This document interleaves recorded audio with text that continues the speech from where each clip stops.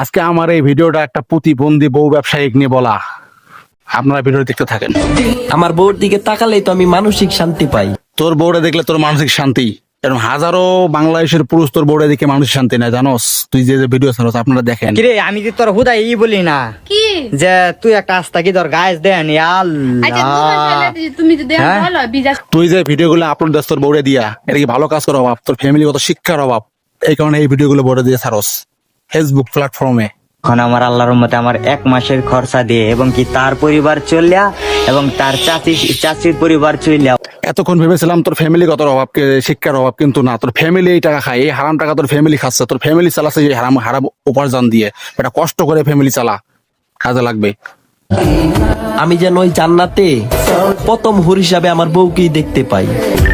বউরে দিয়ে উল্টা ব্যবসা করবি আর জান্নাতের আশা করবি না, যা তোর জান্নাত ভরে দিবি একবারে।